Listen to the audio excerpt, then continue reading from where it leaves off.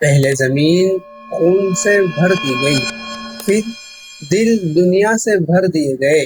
فتنہ احلاس نے انسانوں کو خوف میں مبتلا کر دیا، فتنہ سرا نے اسے خواہشات میں بدل کر رکھ دیا، مگر اب وہ فتنہ آنے والا ہے جو انسان سے اس کی پہچان اور اس کی آئیڈینٹی چھین لے گا، ایک ایسی تاریکی جہاں انسان کو اپنا چہرہ تک اجنبی لگنے لگے گا۔ رسول اکرم صلی اللہ علیہ وسلم نے فرمایا ثم فتنۃ الدہیمہ، دہیمہ یہ وہ پریڈکشن ہے جو صدیوں پہلے کر دی گئی تھی، وہ روایت جو سنن ابی داؤد اور حدیث کی مختلف کتابوں کے اندر آئی ہے۔ نبی علیہ الصلوۃ والسلام نے فرمایا یہ فتنہ ہر شخص کو ایک لطمہ، ایک تھپڑ، ایک تماچا مارے گا جس سے کوئی نہیں بچ سکے گا۔ یہ صرف جسم پر نہیں پڑے گا، یہ ہمارے ضمیر پر پڑے گا، یہ ہماری غیرت پر پڑے گا، ہمارے ایمان پر پڑے گا۔ دنیا ہمیں مجبور کر دے گی کہ ہم بھی وہی سوچنے پر مجبور ہوں جو سب سوچ رہے ہیں۔ سچ بولنا انتہا پسندی لگے گا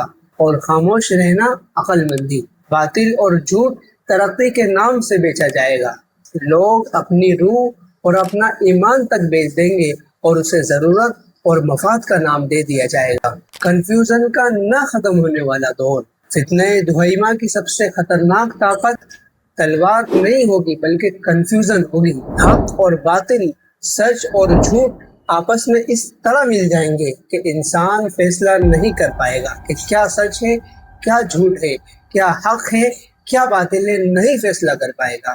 نبی علیہ الصلوۃ والسلام نے اسی حدیث کے اندر آگے بیان فرمایا کہ جب لوگ کہیں گے کہ فتنہ ختم ہو گیا تو وہ اور بڑھ جائے گا، ایک بحران ختم ہوگا دوسرا کھڑا ہو جائے گا، ایک جھوٹ ختم ہوگا 10 نئے جھوٹ پیدا ہو جائیں گے۔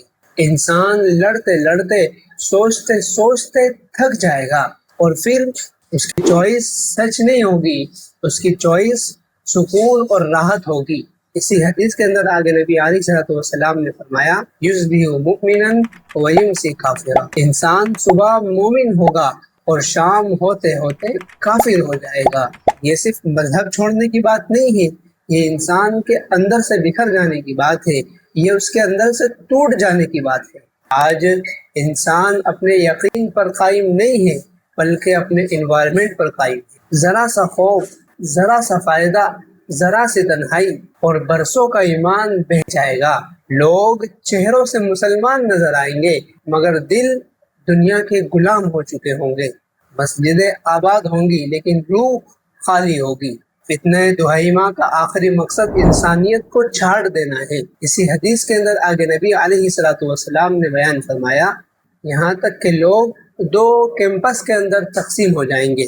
ایک کیمپ خالص ایمان کا ہوگا جس میں نفاق ذرہ برابر بھی نظر نہیں آئے گا، اور دوسرا کیمپ خالص نفاق کا ہوگا جس میں رائے کے دانے کے برابر بھی ایمان نہیں ہوگا۔ اس وقت درمیان کا راستہ ختم کر دیا جائے گا۔ لوگ نیوٹرل نہیں رہ سکیں گے، یا تو حق کے ساتھ کھڑے ہوں گے یا پھر بہاؤ کے ساتھ میں بہتے چلے جائیں گے۔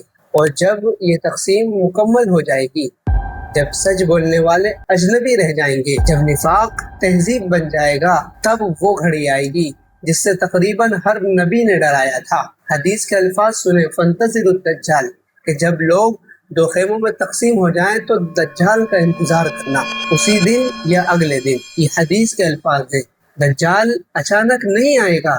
فتنہ دہیمہ دنیا کو دجال کے لیے تیار کرے گا، کیونکہ دجال صرف آنکھوں کو دھوکہ نہیں دے گا بلکہ وہ ان دلوں پر حکومت کرے گا جو پہلے ہی سچ سے خالی ہو چکے ہوں گے۔ اس کالی رات میں راستہ وہی ڈھونڈ پائے گا جس کے اندر ابھی روشنی باقی ہوگی۔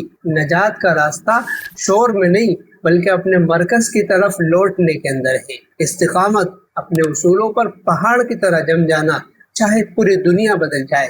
اخلاص، وہ عمل جو صرف اللہ کے لیے ہو، وہ سجدہ جسے دنیا نہ دیکھ سکے، وہ آنسو جس کی گواہ صرف اللہ کے ساتھ ہو، کیونکہ دہیمہ کے دور میں منافقت صرف زبان پر نہیں ہوگی، نیتوں میں ہوگی۔ اب بیدار ہونے کی ضرورت ہے۔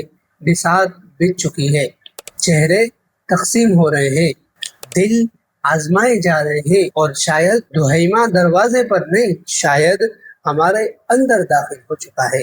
اپنی صف کا انتخاب کرنے کی ضرورت ہے اس سے پہلے کہ دجال کا سورج طلوع ہو جائے۔